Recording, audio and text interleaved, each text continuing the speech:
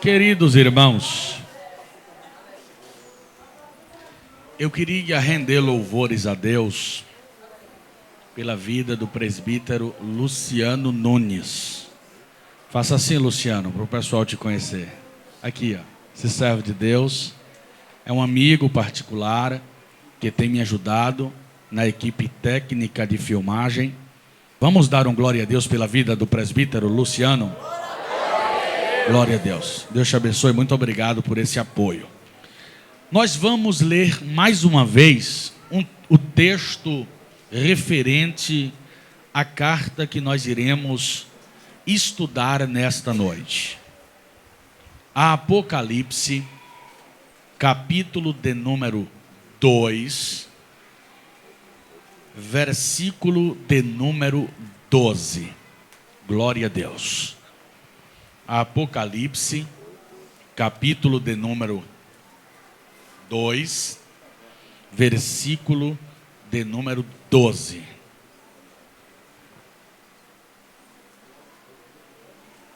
Glória a Deus.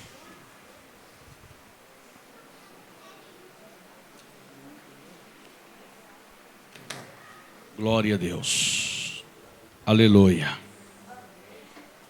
Capítulo 2, versículo 12 do Apocalipse diz assim: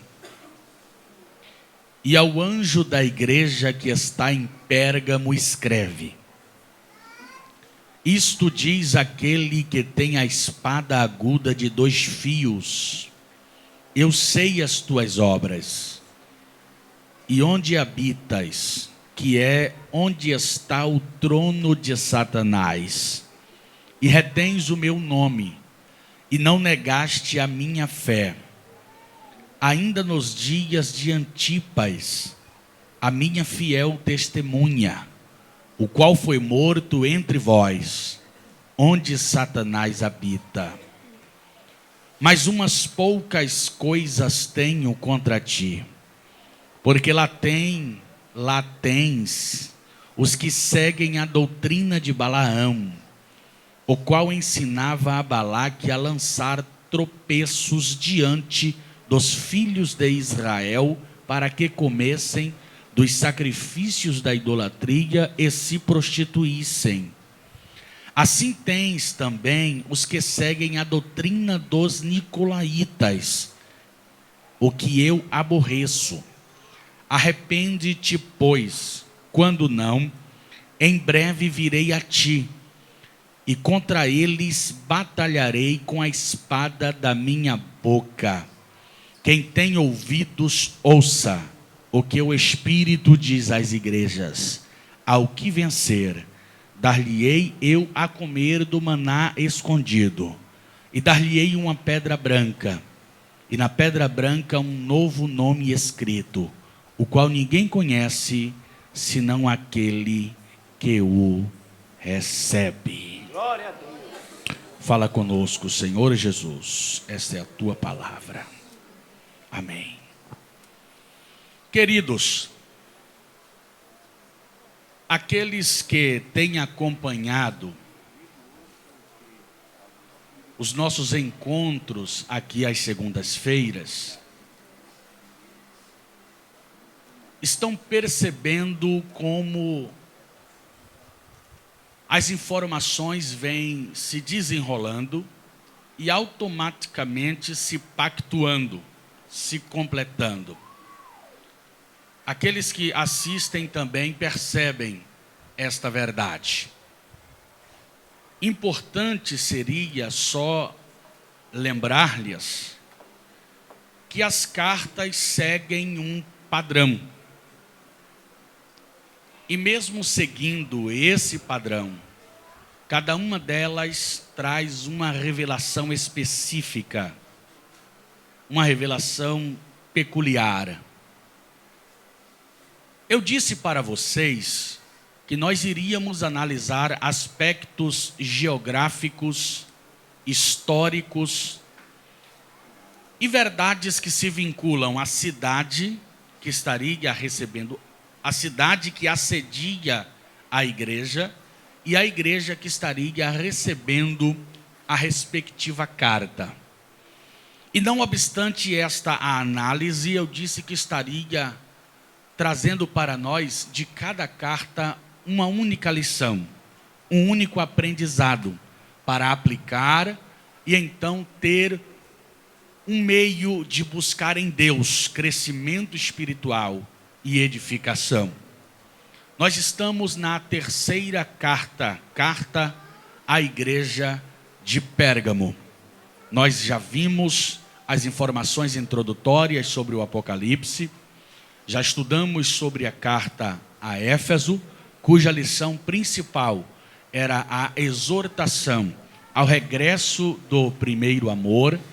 Já vimos também carta à igreja de Esmirna, cuja lição principal era ser fiel em meio às perseguições. E nesta noite nós iremos trabalhar com a carta que foi escrita a Pérgamo. Eu queria, portanto, assim como nas outras reuniões eu dei um tema que norteou a nossa reflexão, eu queria dar-lhes o tema que irá nos nortear aqui nesta noite. Eu queria falar-lhes sobre Pérgamo, uma igreja vizinha de Satanás. Pérgamo, uma igreja vizinha de Satanás. Eu queria só fazer duas perguntas a vocês antes de começar a refletir de fato sobre a carta a Pérgamo. Primeiro, eu queria perguntar-lhes: se Jesus hoje fosse escrever uma carta para você, qual seria o conteúdo desta carta? Se Jesus hoje fosse escrever uma carta e endereçá-la à ADEC, a Assembleia de Deus, aqui em Capelinha, em Salvador, na Bahia, qual seria o conteúdo desta carta? O que diria ele sobre nós, sobre a nossa conduta, sobre a nossa postura, sobre a nossa relação com ele, sobre o nosso comportamento? Já imaginou qual seria o conteúdo desta carta?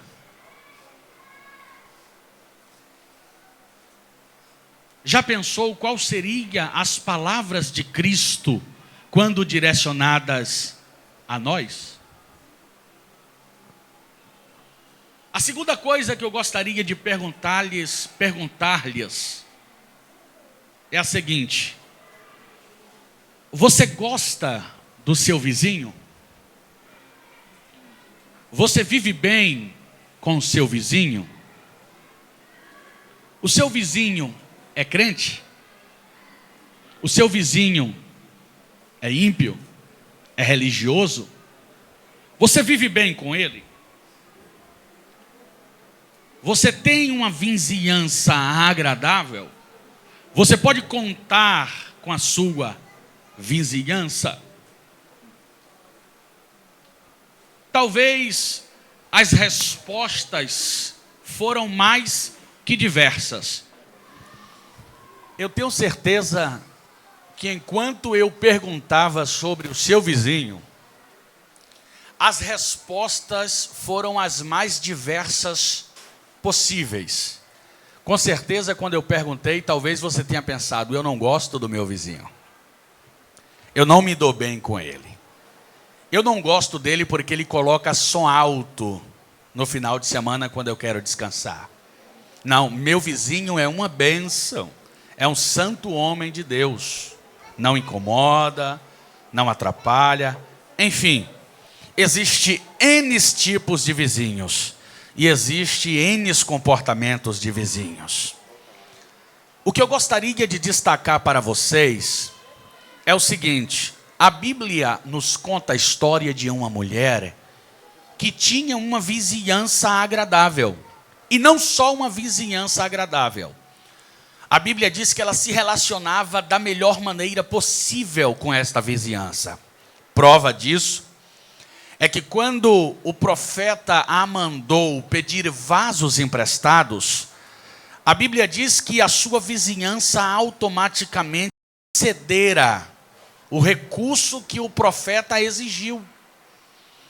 E ela automaticamente teve a sua vitória por causa da ajuda da sua vizinhança. Você já precisou da ajuda do seu vizinho? O seu gás já acabou dia de domingo de noite, onde não tem onde comprar e a comida estava no fogo? Eu passei por uma experiência dessa recente. Eu sempre digo a Gislaine, eu não gosto de incomodar vizinho. Só que eu inventei de assar uma pizza com ela, domingo à noite, 11h30 da noite. O gás acabou justamente 12h30 da noite, ao domingo, onde não tinha onde comprar gás. Por incrível que pareça, na mesma hora que o gás acabou, uma vizinha nossa foi passando pelo corredor do condomínio, conversando com a amiga. E o jeito foi, vai pedir a sua amiga vizinha para terminar de assar a pizza. Enfim, a igreja de Pérgamo era uma igreja que não podia contar com o seu vizinho. Porque o que o texto diz é que o vizinho da igreja de Pérgamo era Satanás. Se vocês observarem,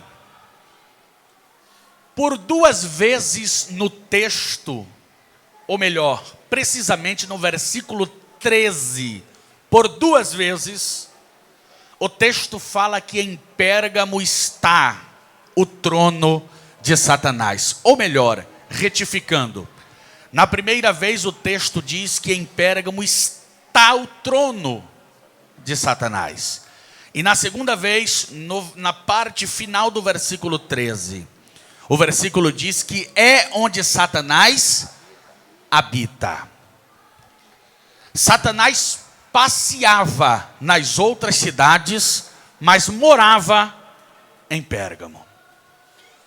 E em Pérgamo nasceu uma igreja que vivia ladeado, ou ladeada, melhor dizendo, ao quartel general de Satanás. Eu queria fazer algumas considerações importantes sobre Pérgamo, sobre a cidade, geograficamente falando, para que tenhamos algumas noções das verdades que Cristo dissera a esta igreja. A princípio devo dizer-lhes que Pérgamo estava localizada a 80 quilômetros da cidade de Esmirna, que nós comentamos no encontro passado. A 80 quilômetros de Esmirna estava a cidade de Pérgamo.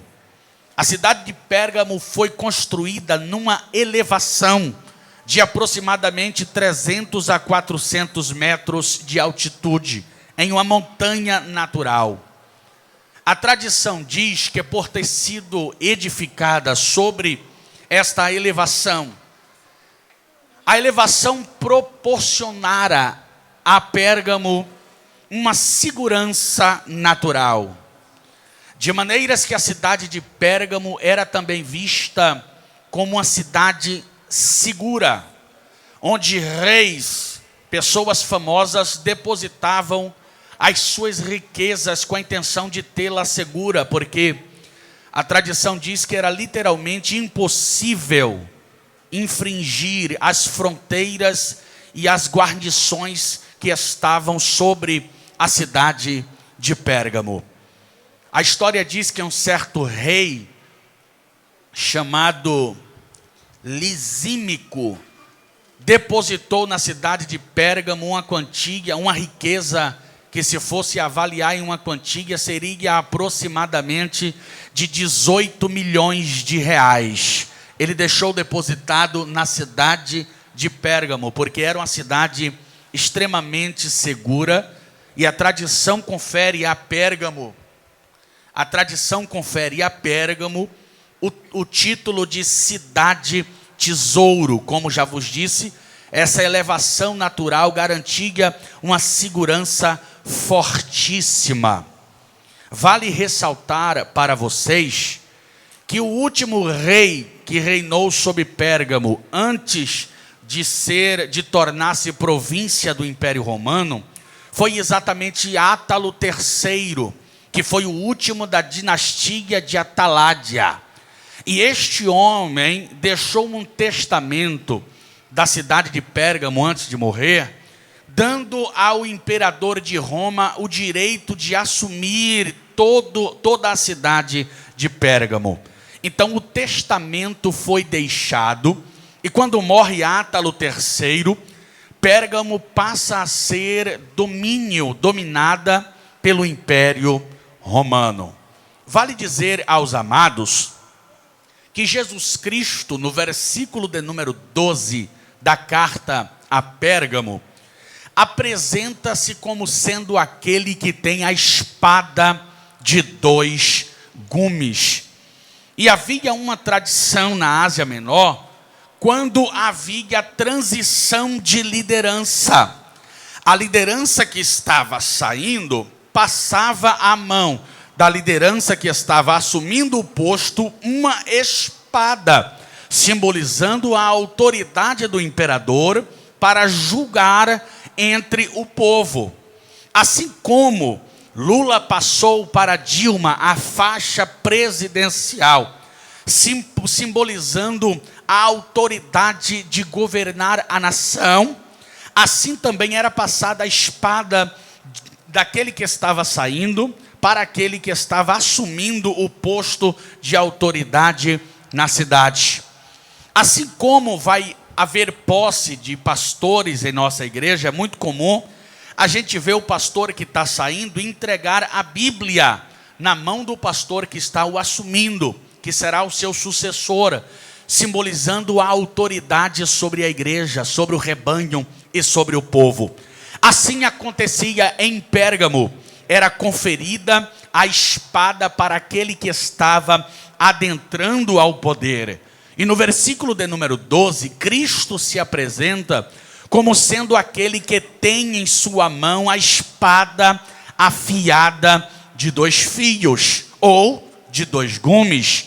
E a intenção de Cristo era mostrar que ele tem o poder e a autoridade não só sobre Pérgamo, mas para julgar a liderança que estaria assumindo o reinado em Pérgamo.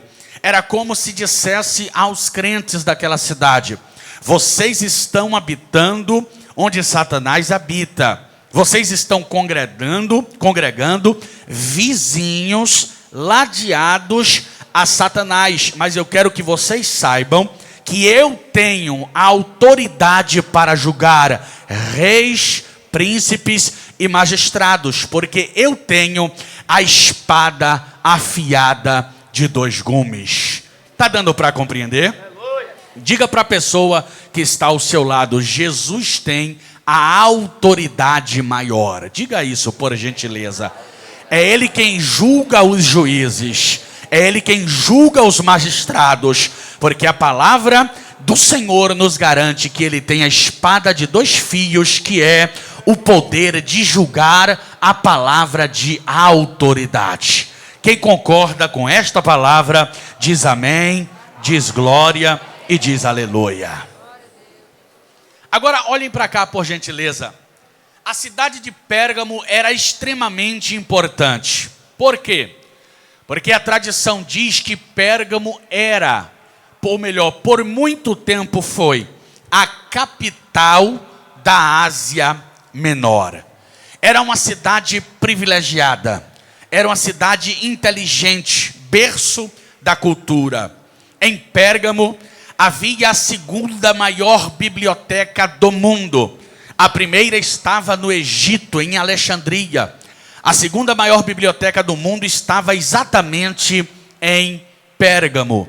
E a tradição diz que essa biblioteca tinha mais de 200 mil exemplares de livros, de compêndios históricos e de várias outras literaturas das mais específicas e das mais clássicas possíveis, trazendo mitologia, trazendo história, enfim, era uma biblioteca muito rica e a segunda maior de todo o mundo. Pérgamo era uma cidade fantástica. Pérgamo era uma cidade extraordinária. A cidade era tão para frente, era tão inteligente, que quando o Egito parou de fornecer papiro para a confecção de papéis para a escrita, a história diz que Pérgamo elaborou um outro método para escrita. Através de pele de animais trabalhada, eles inventaram outro método para escrita, o que nós conhecemos hoje como pergaminho. Sim, o pergaminho nasceu, existiu, foi criado exatamente na cidade de Pérgamo pela falta do papiro que o Egito parou de fornecer. A cidade era desenrolada, era para frente, era inteligente. Entretanto, em meio a tanta cultura, em meio à arte filosófica, em meio a ser berço de todo o conhecimento medieval, de todas as filosofias antigas, a Bíblia diz que em Pérgamo estava o trono de Satanás. Era uma cidade extremamente idólatra. Eu disse a vocês aqui na reunião passada, quando nós tratamos sobre a igreja de Esmirna, eu disse a vocês que na praça central de Esmirna foi colocado o busto de César. E os habitantes eram constrangidos a uma vez por ano prestar homenagem pública a César, afirmando a sua lealdade e a sua devoção ao imperador. Isto era feito nas outras cidades uma vez por ano. Em Pérgamo era diferente. A lealdade era prestada diariamente.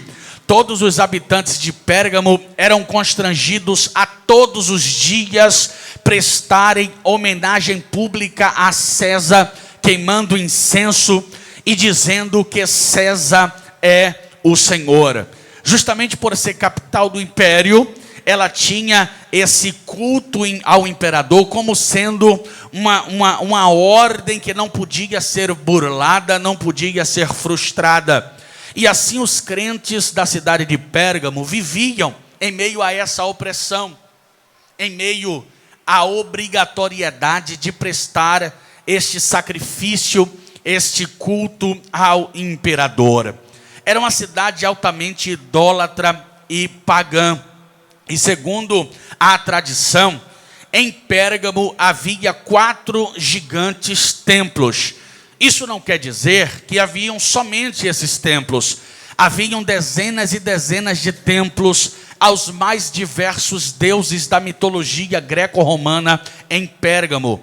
Mas os 4 principais templos que haviam em Pérgamo eram o templo a Zeus, que é a divindade maior da mitologia greco-romana. Havia um outro templo gigante a Atenas. Havia outro templo gigante a Dionísio. E um outro templo gigante a Asclépio, também conhecido como Esculápio, que é, na verdade, o filho, segundo a mitologia greco-romana, o filho de Apolo, imortal, com Coronis, uma mulher mortal. E segundo a tradição, Apolo seria filho de Zeus. E Zeus, sendo a divindade maior e gerando Apolo, tinha autoridade sobre ele, de maneiras que a mitologia diz que quando Apolo se relaciona com Coronis, dá à luz exatamente a Esculápio. E Esculápio é conhecido como o deus da cura. E ele aparece na mitologia greco-romana com um bastão enrolado por uma serpente. E hoje vocês sabem que até então o símbolo da medicina é um bastão, é esta serpente enrolada. E a tradição diz que havia um templo dedicado a esse deus lá em Pérgamo. E eu acredito ser esse um dos motivos pelos quais a Bíblia diz que em Pérgamo havia o trono de Satanás. A tradição diz que cobras eram cultivadas dentro deste templo. E quando eles iam servir culto ao deus Esculápio, eles deitavam no chão, e as cobras vinham por cima deles e rastejavam-se sobre eles. E aqueles que achavam a graça de ter uma cobra andando sobre o seu corpo, saía felicitado da reunião, dizendo que estava literalmente abençoado. A tradição mitológica diz que diversas pessoas afluíam das mais diversas localidades com a intenção de ir ao templo de Esculápio para ser curado. Ele é conhecido como o Deus da cura. E a tradição faz questão de dizer que Zeus, por ser o Deus, a tradição mitológica diz que Zeus, por ser maior que ele, por ser justamente seu avô, a tradição mitológica diz que Zeus o matou porque ele trazia pessoas à vida, segundo a mitologia. Isto seria uma das bases para afirmar que o trono de Satanás estava em Pérgamo, porque era uma cidade extremamente oprimida por esses deuses, pelo deus cobra e assim por outras divindades. Mas havia ainda um outro templo, e eu trouxe algumas informações aqui que eu vou precisar ler para vocês, que são informações que não deu para memorizá-las, mas são informações importantíssimas para nos fazer entender o motivo pelo qual Jesus Cristo disse que em Pérgamo estava o trono de Satanás. É exatamente sobre o maior templo dedicado a Zeus, o maior deus da mitologia grega, o maior deus da mitologia greco-romana. Esse templo era suntuoso, era extraordinariamente grande, sim. E segundo a Bíblia Sagrada, este altar foi construído exatamente no 2º ano antes da morte de Cristo. E segundo a tradição, dentro deste templo havia um altar. E este altar, para se chegar até ele, havia uma escadaria extraordinariamente grande. E essa escadaria era ladeada por ambos os lados e na frente, tendo um relevo extraordinário. A história diz que havia frisos ladeados a essa escada. E esses frisos eram em baixo relevos e tinha aproximadamente 113 metros de comprimento, e neles estavam registrados, a arte barroca helênica, ou seja, ao longo desses 113 metros de comprimento, estavam registrados em pedra a gigantomaquia, que seria a luta entre os deuses gigantes da mitologia, ou seja, a luta entre os deuses e os gigantes da mitologia. A tradição diz que esses frisos seguiam o esquema tradicional grego, constituindo de uma vasta plataforma murada, de onde saíam colunas jônicas de arte barroca. E assim, segundo a tradição, diante das escadarias haviam monumentos que se elevavam à parte superior daquela escadaria. E esses frisos são montados em cima dos muros, trazendo colunatas, como que sendo uma estrutura de colunas em torno da escadaria que leva ao pórtico, e é semelhante ao panteão que a Bíblia chega a falar que havia na cidade de Atenas. A gigantomaquia seria a luta entre os deuses da mitologia e os gigantes, os homens de alta estatura. Eu deixei aqui registrado para que eu pudesse ler para vocês. Devido à natureza didática da arte helênica, supõe-se que o projeto do friso tenha sido profundamente estudado. A teoria mais aceita afirma que é baseado na teogonia de Hesíodo, organizado genealogicamente com os descendentes de Urano, os titãs, os deuses olímpicos, e representam o combate entre a ordem e o caos. A tradição ainda diz que existiam pontos de referência nesses alambrados, nesses relevos rebaixados.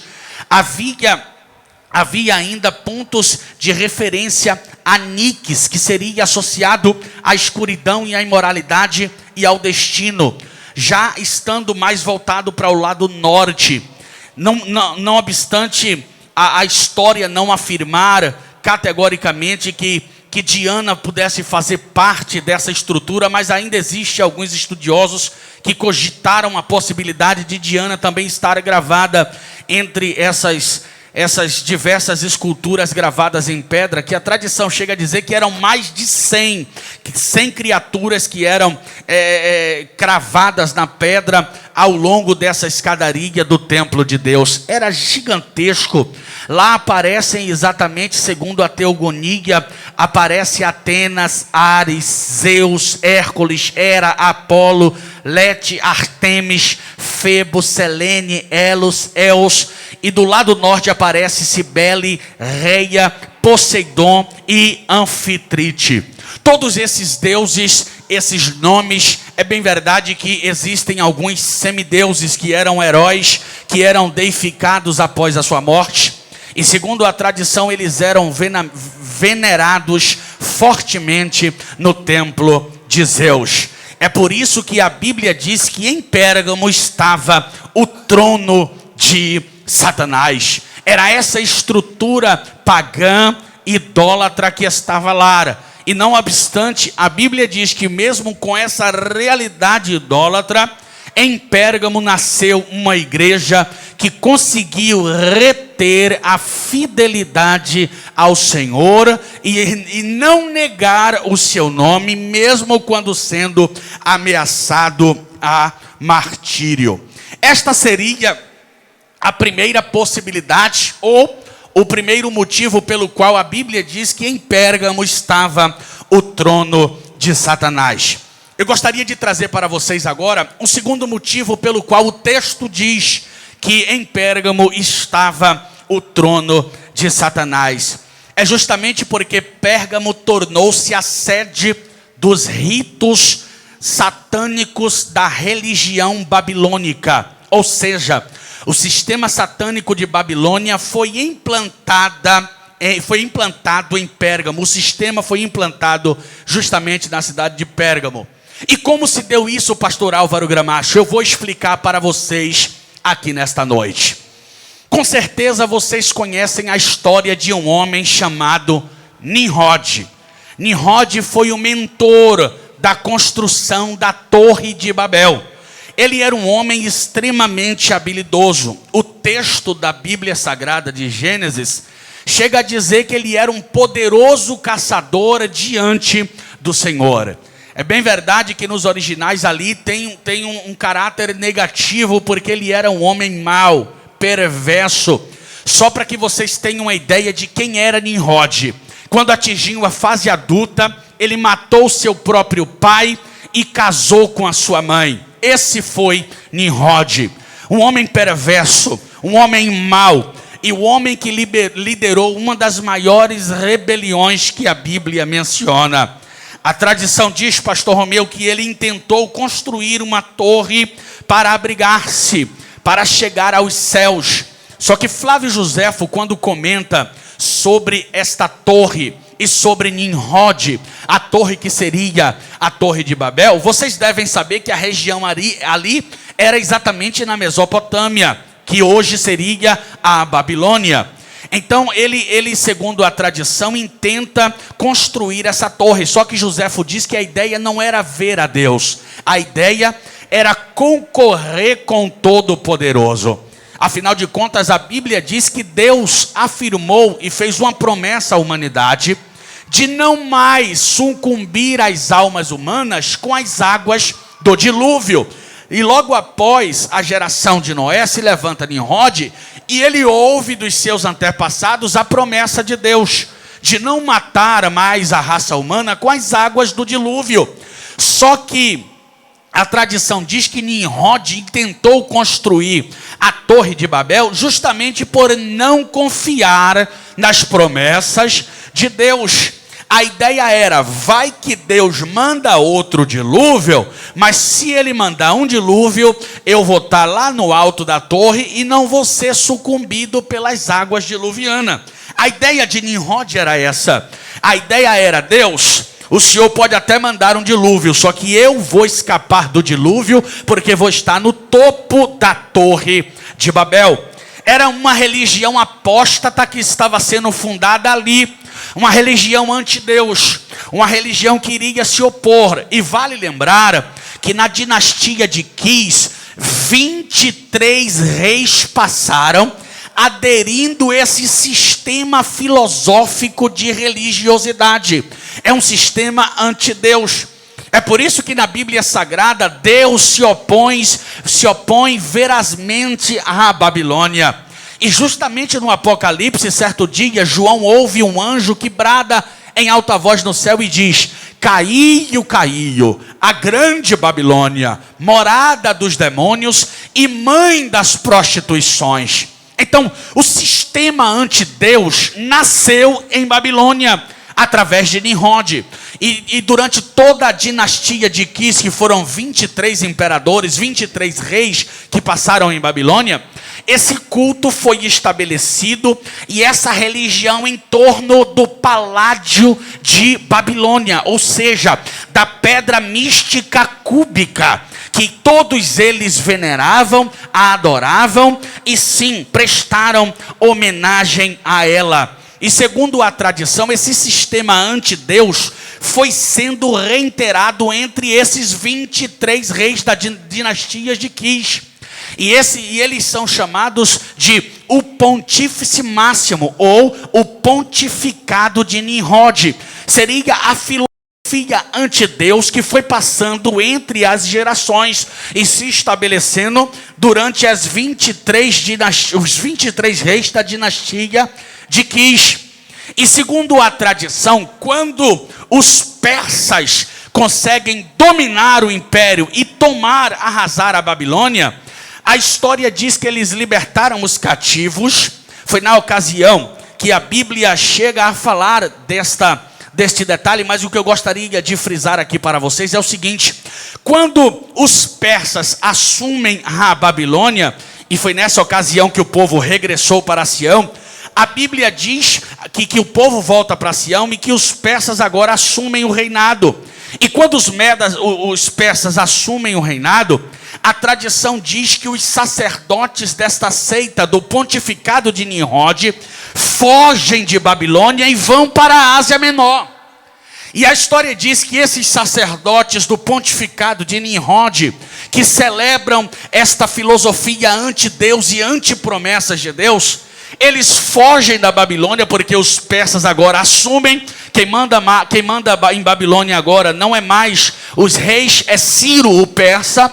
Então, quando Ciro assume o poder, assume o templo, assume todas as operações do Império Babilônico, a Bíblia diz então, a história chega a dizer que esses sacerdotes de Nimrod fogem e vão habitar exatamente na cidade de Pérgamo.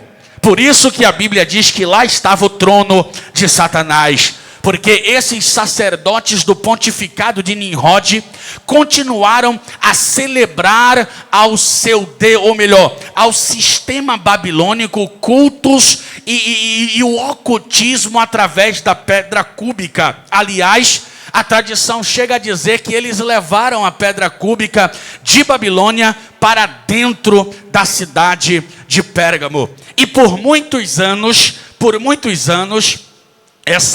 esse culto ocultista foi celebrado na cidade de Pérgamo, exatamente na ocasião onde Cristo escreve a carta e diz que em Pérgamo está o trono de Satanás.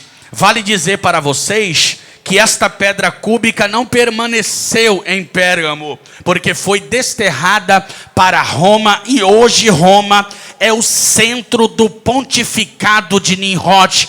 Entenda como você quiser, mas em Roma está estabelecido hoje o pontificado de Nimrod e uma extensão dos rituais babilônicos e de todo o sistema anti-Deus, anticristo, anti-Espírito Santo e tudo que se opõe às promessas de Deus, principalmente no tocante aos pactos que Deus fez com a humanidade. Saiu de Roma, saiu de Pérgamo, o trono de Satanás, e se fixou, segundo a tradição hoje, em Roma, onde o pontificado de Nimrod está tendo continuidade até o dia de hoje. Mas como vos falei, Jesus escreve à igreja de Pérgamo e se apresenta como aquele que tem a espada de dois fios. E eu já disse a vocês introdutoriamente aqui nesta noite, que Jesus se apresenta como tendo a espada de dois fios, exatamente para dar àqueles cristãos a segurança de que mesmo estando ladeado ao trono de Satanás, mesmo sendo vizinhos do diabo, eles não sofreriam retaliações das trevas, porque maior do que o diabo, maior do que o quartel-general de Satanás, era aquele que tem a espada da autoridade, do poder e da unção para julgar aqueles que estavam impetrando o regime satânico. Diga mais uma vez, por gentileza, a pessoa que está ao seu lado: Jesus tem autoridade maior. Diga isso, por gentileza. Ele tem a espada afiada de dois gumes. Ele é maior do que os impérios. Ele é maior do que o sistema. Ele é maior do que os reis. Ele é maior do que os sacerdotes. Ele tem em sua mão autoridade para julgar. Ele é rei dos reis. Ele é senhor dos senhores. Ele é soberano. Ele é maior do que Satanás. Ele é maior do que Zeus. Ele é maior do que Esculápio. Ele é maior do que a mitologia. Jesus é maior. Ele tem a espada. Ele tem a espada de dois fios.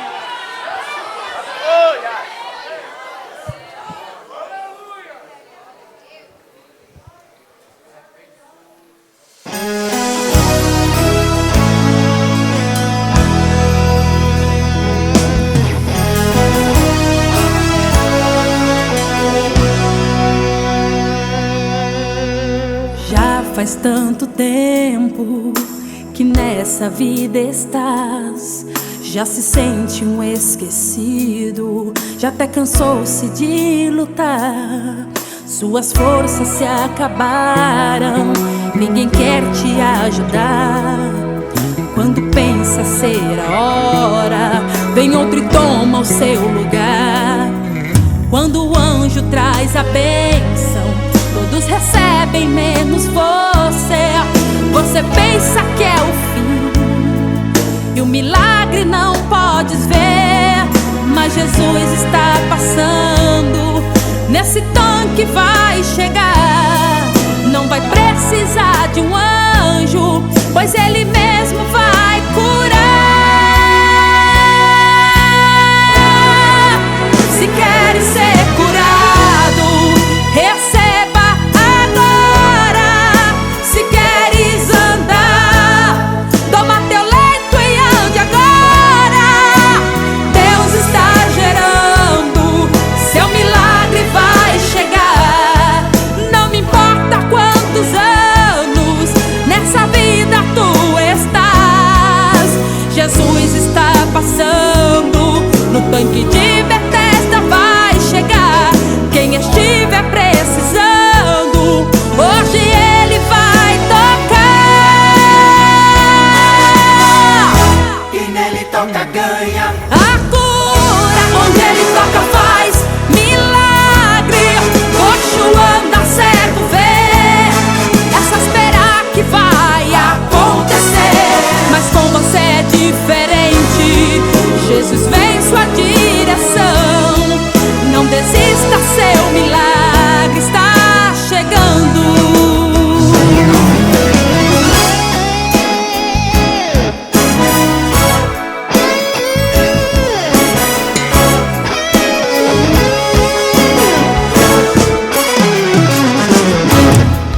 Quando o anjo traz a bênção, todos recebem menos você. Você pensa que é o fim e o milagre não podes ver, mas Jesus está passando. Nesse tanque vai chegar. Não vai precisar de um anjo, pois Ele mesmo vai curar. Se queres ser curado, receba agora. Se queres andar, toma teu leito e ande agora.